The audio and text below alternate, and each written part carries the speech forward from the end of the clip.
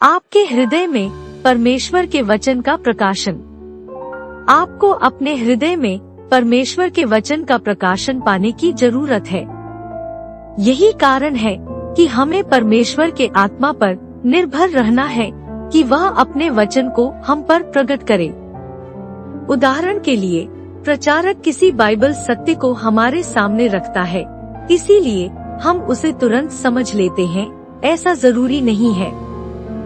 कभी कभी वचन से कुछ सच्चाइयों को लोगों को समझाना मुश्किल होता है, क्योंकि वे अपनी आत्मा के बजाय बुद्धि से उन बातों को समझने की कोशिश करते हैं। हमें परमेश्वर के आत्मा पर निर्भर रहना है कि वह अपने वचन को हम पर प्रकट करे। जब मैं जवान लड़का था, तब महीनों बीमारी के बिछौने पर पड़ा रहा। अधिकतर समय मैंने यह समझने की कोशिश की कि मरकुस 11:24 के अनुसार कैसे कार्य करें और परिणाम प्राप्त करें। मरकुस 11:24 में लिखा है, जो कुछ तुम प्रार्थना करके मांगो तो प्रतीति कर लो कि तुम्हें मिल गया है और तुम्हारे लिए हो जाएगा। सबसे पहले शैतान ने मुझे बताया कि उस वचन का यह अर्थ नहीं है। यदि उसका यह अर्थ नहीं है तो यीशु ने उस विषय में झूठ कहा, परंतु यीशु झूठ नहीं बोलता। शैतान ने मुझसे कहा, इस वचन का यह अर्थ नहीं है कि जो कुछ तुम स्वाभाविक तौर पर या भौतिक तौर पर चाहते हैं, जैसे चंगाई। मैं चंगाई पाना चाहता था। इसका अर्थ केवल यह है कि जिन बातों को आप आत्मिक रीति से पाना चाहते हैं। यह कहते हुए मुझे दुख होता है कि पहले मैंने शैतान की बात सुनी। मैंने अपने पासबान को बुलाने का निर्णय लिया और उनसे पूछना चाहा कि मरकुस 11:24 का क्या अर्थ है। इसलिए मैंने अपनी नानी से कहा कि वे कलीसिया के पासबान से संपर्क करें जहां पर मेरी नानी और माँ सदस्य थे। मेरे पासबान ने आने का वचन दिया, परंतु वे नहीं आए। जब वे नहीं आए तब मैं रोया, क्योंकि मुझे उन पर पूरा भरोसा था और मैं निश्चित रूप से जानता था कि मरकुस 11:24 का क्या अर्थ है। परंतु मेरे चंगे होने के बाद और उसी कलीसिया में वापस जाने के बाद मुझे पता चला कि वे क्या विश्वास करते हैं।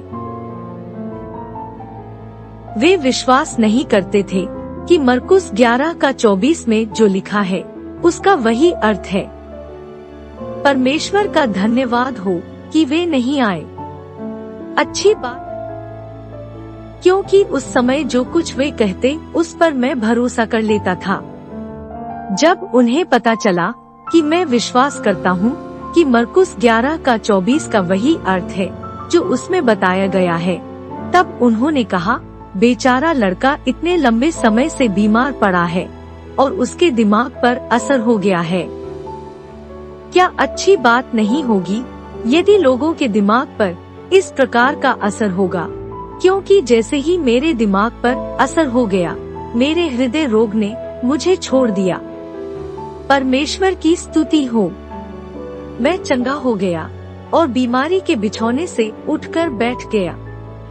जब मैं बीमारी के बिछौने पर था और मेरे पासबान मुझसे मिलने के लिए नहीं आए, तब मेरी नानी ने अंत में कहा, मैं शहर के उत्तर भाग में जाकर दूसरे एक पासबान को देखती हूँ जो इसी प्रकार की कलीसिया के पादरी हैं। मुझे इस सेवक में भी पूरा भरोसा था। वह चलकर शहर के उस भाग में गई और उस सेवक से विनती की कि क्या वे मुझसे मिलने के लिए आएंगे, तो उसने कहा कि वह आएगा, परंतु वह भी नहीं आया। परमेश्वर का धन्यवाद हो। उसका विश्वास भी पहले पासबान के समान ही था, परंतु जब वह नहीं आया तो मैं रो पड़ा। अब मुझे पूरा यकीन हो गया है कि परमेश्वर ने इन लोगों को मुझसे मिलने के लिए रोका, क्योंकि वह जानता था कि जो कुछ वे कहते उस पर मैं विश्वास कर लेता था। परंतु जब मैं उस बिछौने पर पड़ा था, तब मैं अपनी बुद्धि से मरकुस 11:24 समझने की कोशिश कर रहा था और शैतान मुझसे बातें करके मुझे यह विश्वास करने से रोकना चाहता था कि उस पद में जो लिखा है उस मतलब से यीशु नहीं बोल रहा था। अंत में मेरी मौसी, जो दूसरी कलीसिया की सदस्य थी, उसने कहा कि उसके पासवान आकर मुझसे मिलेंगे।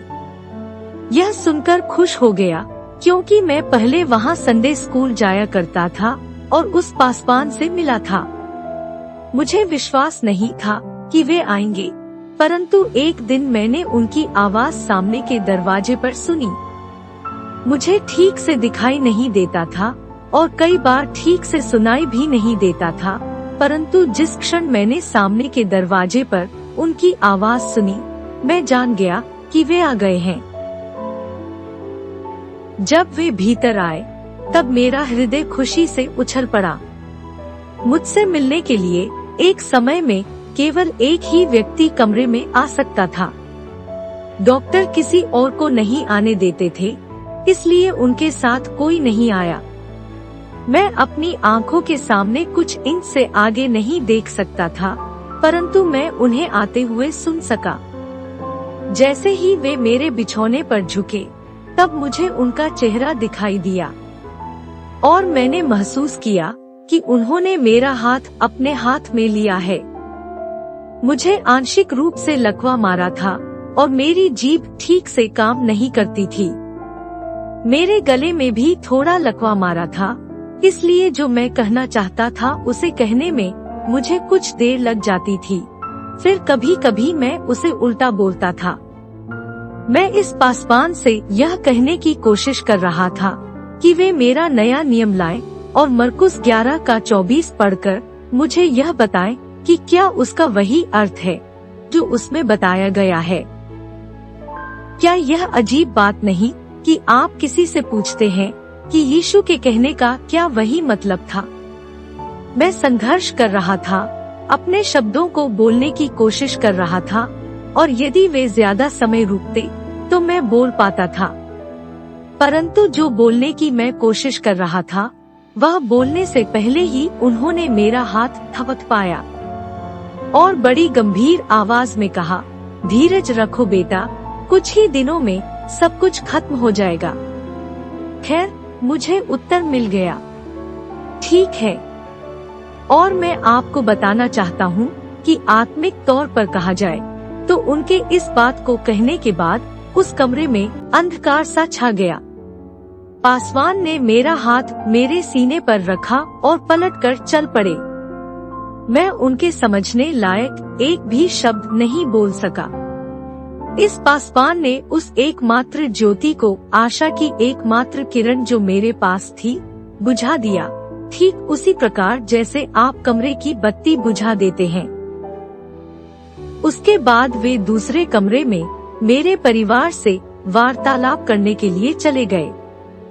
सामान्य तौर पर मैं ठीक से सुन नहीं पाता था, परंतु मैं सोचता हूँ कि शैतान ने मुझे उस दिन ठीक से सुनने की शक्ति दे दी।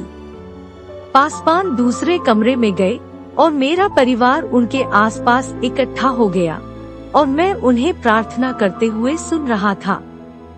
उन्होंने कहा, हमारे पिता, हम प्रार्थना करते हैं कि आप इस नाना नानी की सहायता कीजिए जिनका नाती उनसे छीन लिया जा रहा है। मेरे अंदर कुछ उभर आया। मैं चिल्ला नहीं सका, परंतु मैं मानो उस छोटे नटखट लड़के के समान था जिसे कक्षा के कमरे के कोने में खड़ा कर दिया गया था। छोटे लड़के ने कहा, मैं भले ही बाहर से खड़ा हूँ, परंतु अंदर से मैं बैठ गया हूँ। और दिल ही दिल में मैं चिल्ला उठा, मैं अब तक मरा नहीं हूँ। उसके बाद इस पासवान ने प्रार्थना की, प्रिय परमेश्वर, इस प्रिय माँ को आशीष दे और उस पर छाने वाले इस अंधकार के समय के लिए तैयार होने हेतु उसके हृदय को तैयार कर। मैं अपने दिल में फिर से चिल्ला उठा, मैं अब तक मरा नहीं हूँ। और पासवान वहाँ से चले गए। उस घटना के बाद मैं बिना बाइबल पढ़े उस बिछौने पर करीब 1 महीना पड़ा रहा। उस पासवान ने मेरे नीचे से सारे सहारे हटा दिए थे और सारी बत्तियां बुझा दी थी। और 1 माह से कुछ अधिक समय तक मैंने बाइबल की ओर देखा तक नहीं। परंतु अंत में जब मैंने बाइबल खोली तब मैंने मरकुस 11 का 24 निकाला और कहा, प्रिय प्रभु यीशु, मैं इस बीमारी के बिछौने से उठने वाला हूँ, और यदि मैं इस पलंग से नहीं उतरता हूँ तो ऐसा इसलिए होगा क्योंकि परमेश्वर के पुत्र ने झूठ कहा, और मुझे लोगों से कह देना पड़ेगा कि नया नियम फेंक दो। लेकिन मैं और 11 महीनों तक उस बिछौने पर पड़ा रहा। मैं मरकुस 11 का 24 के विषय में सोचता रहा और मैं उस पर मनन करता रहा। मैं प्रार्थना करता था और कई बार मुझे यह यकीन हो जाता था कि परमेश्वर ने मुझे चंगा कर दिया है।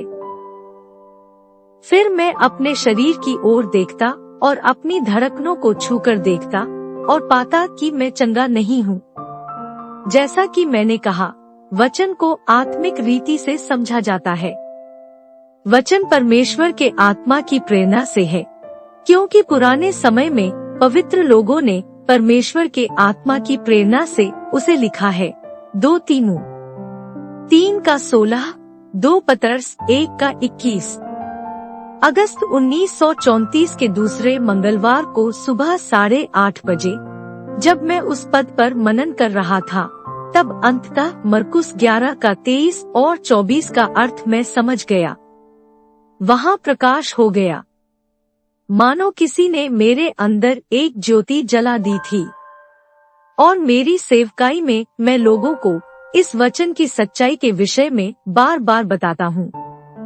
फिर भी मैं जानता हूँ कि उस वचन के सत्य को समझने के लिए उन्हें अपनी आत्मा से उसे समझना होगा। परंतु मुझे मरकुस 11 का 23, 24 के विषय में सिखाते रहना चाहिए, क्योंकि जितना ज्यादा आप सत्य की शिक्षा देंगे उतने ज्यादा लोग अंत में उसे समझ पाएंगे। मैं बता सकता हूँ कि जब वचन का सत्य उन पर प्रकाशित होता है तब उनकी आंखें चमक उठती है। बाकी के लोग जिन्होंने उसे अब तक नहीं समझा है, वे बैठे रहते हैं और मैं जान सकता हूँ कि उन्हें नहीं समझा है। विश्वास करें, ग्रहण करें और पाएं।